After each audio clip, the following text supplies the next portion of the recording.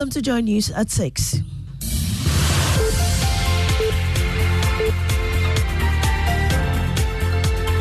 The news is live on Joy 99.7 FM and hits 103.9 FM in Accra, in Kumasi on Love 99.5 FM, and over 30 affiliates across Ghana's 16 regions, including Might FM Tamale, and Menuveve Aplao Nolonyo FM Hohoi, and in Kiligi FM Bole. Get radio, TV, and online content on the myjoyonline.com interactive app for Android and iOS devices. Coming up, teachers and principals of colleges of education lock on over teachers' industrial action as CETAG resolves to continue a strike unabated despite government's decision not to pay their August salaries. We have determined, we have told our members this is bound to happen because we have experienced it in 2018. CETAG to suspend the strike, and they never did. So we walk to this end. It's just unfortunate.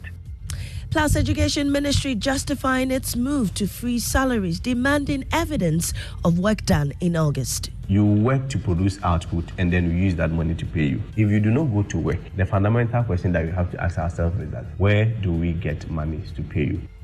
Also, standoff between chairman and the ranking member on the Mines and Energy Committee in Parliament as they clash over the committee's verdict in the GNPC Genser gas deal. A little boy. Can I make my point on about that? I have to tell I'm an MP like you. You can't overrule me. Did you take a vote and what was the vote? That is what you do at committee. In business.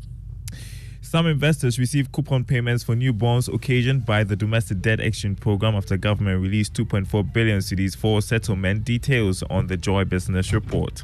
And in your election headquarters, our focus is on Vice President Dr. Mahmoud Bawumia, who is optimistic of securing victory in the Super Delegates Congress in return for his loyalty, dedication, and sacrifices for the party. I have sacrificed for the party. I have defended the party in good times and in challenging times. I have never wavered or slacked, never. I am Amiesi Nyamiche Thompson. Details shortly.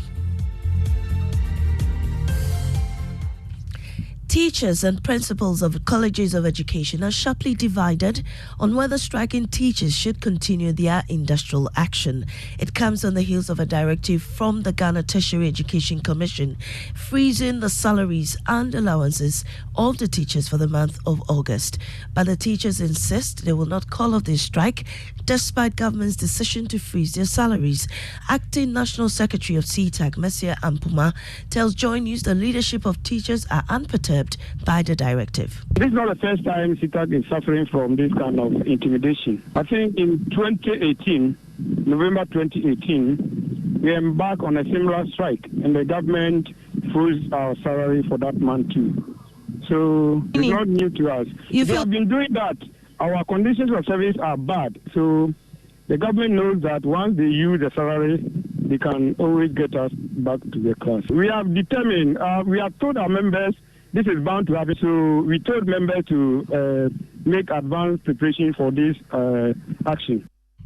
Meanwhile, Public Relations Officer at the Ministry of Education, Kwesi Kwating, says the decision not to pay them in August is justified because the teachers have not shown evidence of work during the month. So what we, the Ministry of Education, even did was that, indicate those false items. Let's look again and then prompt the Ministry of Finance for them to take it into account. That was done. Approval was given for payment, but that was around 21st of July because we were just entering into August. And the Ministry of Education informed CETA that this is where we are. Everything has been approved. In any event, we are going to, even in terms of your payment, all outstanding arrests are going to be backdated. And so you can then go to work because all the concerns that you were looking for has finally been resolved. Because what controller told Ministry of Education is that if indeed they want to effect the payment as at just last July, it was not going to be possible. What essentially means is that they will have to sacrifice the entire payment structure for all civil servants in Ghana. Meanwhile, teacher trainees say the strike has grounded academic activity in all 46 colleges of education. Jefta Nanakwame is president of the Trainees Association of Ghana. CETAG has every right to do whatever it is doing now. And so for them to just reach a compromise of coming back to a classroom wouldn't be an option for them, as said by CETAG, that they want to see implementation of the order as in evidences of payment. So if NLC has been able to come out with such a ruling, and we still see government going ahead through the Ministry of Education, ordering GTEC to cause a salary suspension or hold on the salary of our tutors, then we feel that it's in a way aggravating the injury, an injury that is in the process of being healed, and we are aggravating it in this manner. Chapter Nana Kwame is president of the Teacher Trainees Association of Ghana.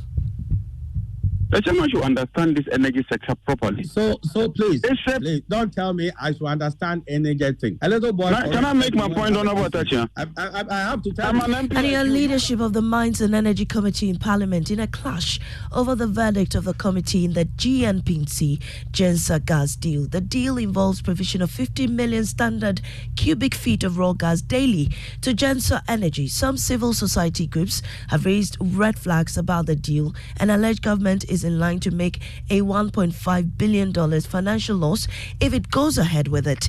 They petitioned Parliament to investigate the issue, but the committee in a report gave the deal a green light. Ranking member on the committee, John Jinapo, maintains the report is not representative of the opinions of the minority.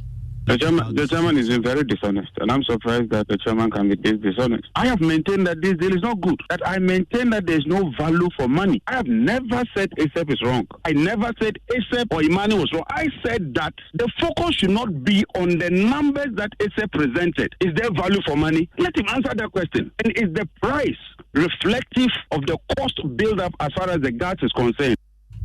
But chairman of the committee, Samuel Atachia, has rejected the claim that he forced the decision down the throat of his members. I find it very unfortunate, very, very unfortunate that the ranking is pretending that he has the support of the minority. It's not true. I can't force my thinking on former minister in the energy space. If you like, I'm a little lawyer in the corner. So how can I on my own come to terms with every issue? So it was a broad, comprehensive engagement. And I'm saying that these are matters that if anybody should dare me, the platform conversation which everybody is having, I may put it in the public domain because it's very sad. I have such a little integrity, I don't want to mess it up.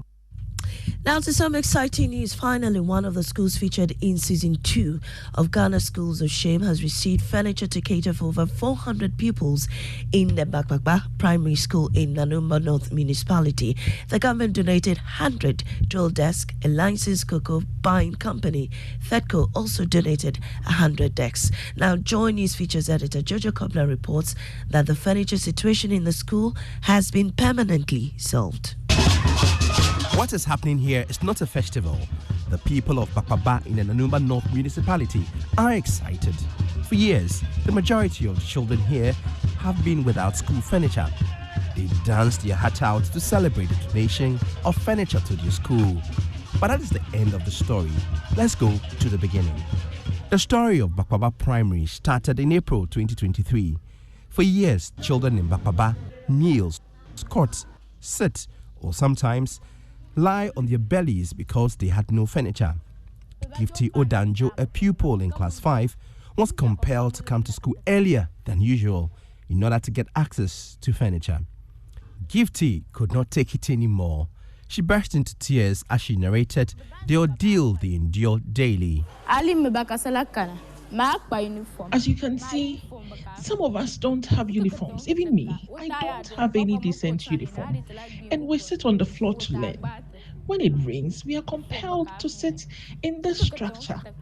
Because of its size, we are beaten by the rain. The Ministry of Education donated 100 dual desks to the school, but the school needed 100 dual desks more. Fedco, a local licensed cocoa buying company, came to the rescue and donated 100 dual desks to completely cater for the needs of the students.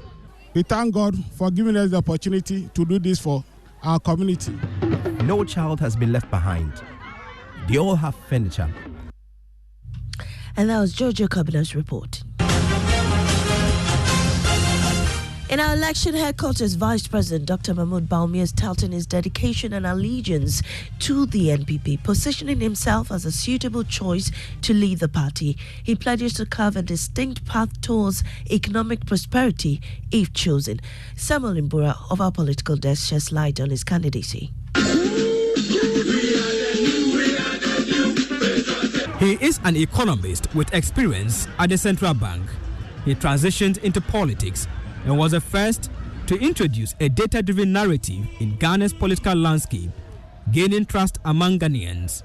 His prominence peaked during the 2012 election petition. Let us put down my analysis and show me one repeated polling station in my analysis. If you are afraid of the truth, then of course you will hide behind these exhibit numbers.